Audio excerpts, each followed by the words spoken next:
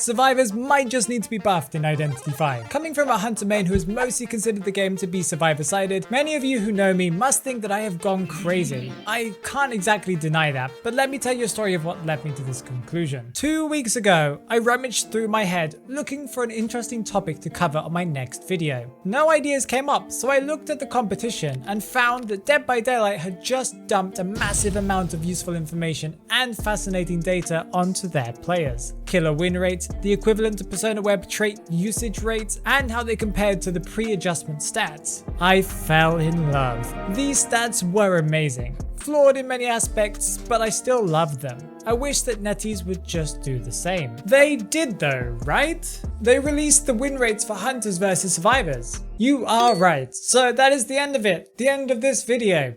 No, it isn't. I have already discussed why Netease stats are flawed in a previous video that I'll be putting somewhere above, but this time I went down a rabbit hole and found the root cause to why everyone's opinions are so drastically different on every aspect of this game. The root cause is the rank system. Imagine you are ranking and you lose a match. It happens often, but you know it wasn't your fault that you lost because you kited 120 seconds, you rescued your teammate and had to body block to try and give time for the randoms in your team to finish that last cipher machine. You aren't worried about the loss because your performance in the match helped you lose less rank points because the game knows that you performed well. The game also knows that your team got unlucky or didn't perform well as a unit. The next match you perform extraordinarily well, but that is to be expected because you are a great player that took one season break off the game to be able to complete some schoolwork.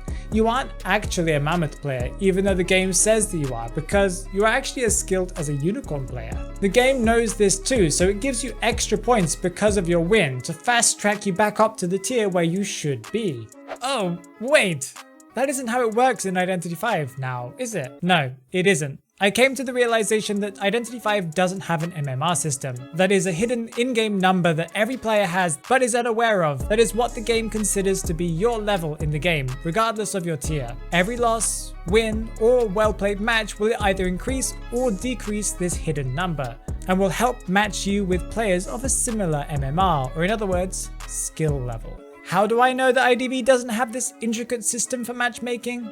Netease themselves said it in one of their Q&As. The matchmaking system of rank is not based on XP, but based on tiers. This is a big problem and explains why your survivor matches are being messed up by randoms that seem absolutely clueless about the game, or that you play against hunters that are completely destroying you in rank. Those clueless randoms are literally clueless. They aren't supposed to be matched with you in the first place. It isn't their fault that they are being thrown into matches with players that are far beyond their game knowledge or skill level, just because they are in the same tier as you. Survivor tier doesn't mean anything in IDV. A lot of people might get mad at me for saying this, but your tier doesn't dictate how good you are at Identity V. It would be more valuable if the system were dynamic, but as it works right now, your rank could just be substituted with a number that shows exactly how many hours you've played rank, and it would mean the exact same thing. Currently, your survivor rank is an example of how much time you play rank, not your skill level. As the more time you spend, the higher you climb. Some people will drag you down, while others will carry you up. But the time you invest in the game is how you climb in rank. With an MMR system, your tier would be more valuable, as climbing to your actual skill level tier would be faster, as the game would give you extra points each game to speed up your progress, slowly decreasing those extra points it gives you the closer and closer you get to where it thinks you're supposed to be, until eventually it evens out and climbing gets harder again. Those players that climb past their apparent skill level will have more punishing losses, point-wise, but will have lucrative wins as their MMR climbs with them. This dynamic number falls slightly with each loss and climbs slightly with each win,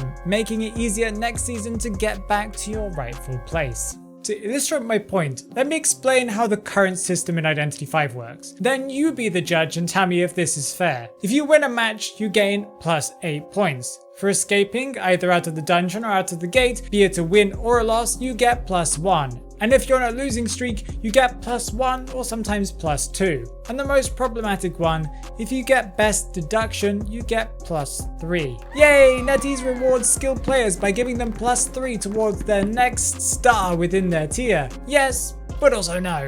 best deduction is flawed, as it technically only gifts those points to the person with the highest points overall in that match. This gifts players that did a variety of things during a match more points than a person who did exceptionally well in one category. Imagine the typical situation in a match when a survivor gets found in the early game and kites for over 60 seconds. They get chaired and tunneled for another 60 seconds. Their team then is unable to rescue them from chair as it risks the win, so they leave out of the gate, and the survivor who made the team win now doesn't get +1 from the escape, nor do they get +3 from the best deduction, as they only kited. Let's imagine there's a doctor in that match. The doctor in the background who decoded, rescued, body blocked once, and then healed her teammate up is the one with the best deduction. Or maybe the hunter got it. All of this means that the kiter lost out on getting +4 points out of the maximum 14 points available, meaning it takes them longer to climb compared to that one doctor who did the minimum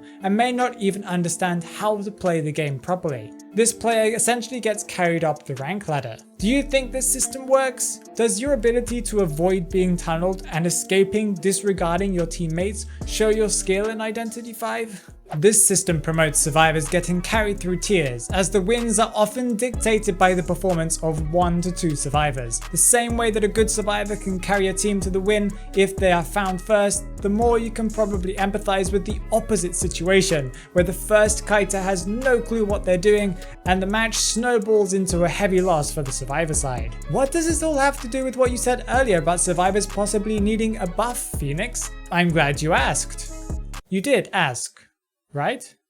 Right? Either way, press that like button down below to help me get over my internal monologuing. The reason why I said this is because Netease stats could be right. Survivors are losing 6 out of every 10 matches. They are right, technically, but those stats are actually completely useless, as the information they display has no solid basis to begin with. You can't say that it's fair to judge the state of a game on the win rate of mismatched players playing together. Saying, for example, that a team consisting of 2 beginners, an intermediate player, and a pro player against an above average hunter is a great example of balanced gameplay, meaning that the stats from those matches must show us which side is the stronger side objectively. Well, that is just wrong. Problem is, Netease balances the game on these useless stats, as they have said in multiple Q&As, such as this example. Whether a character should be strengthened is actually not only considering the high rank win rate, but also the difficulty of using the character, combining the usage rate and win rate data.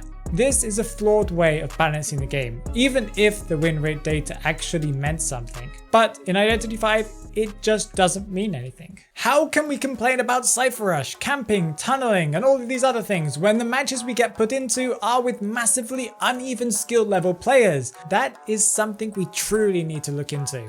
Not to mention that Netease themselves acknowledged a year ago that Cypher Rush was a problem in their own eyes, and since then has only actually buffed survivors' decoding speed, with the one exception of mechanic that they nerfed quite severely, of course. I definitely don't get the logic there. Maybe you do? But that's a topic for a different day. What do we do now that we understand that the matchmaking system ruins how Netease balances the game? We keep talking and hope that Netease fixes it. That is all we can do. There is already good news on the horizon, as Netease announced in a recent Q&A that the matching mechanism is under development. That is probably not going to add an MMR-like system, but we can only hope. I will do my best to conduct experiments in the near future to try and gauge the true state of the game. They will also be flawed stats, of course, but maybe we can get closer to the truth on where the game is truly at balance-wise. Want to be around for that? Then click the subscribe button and consider joining me for those experiments. Wondering why it's difficult for Netease to balance characters even if the game were giving them accurate win-loss data?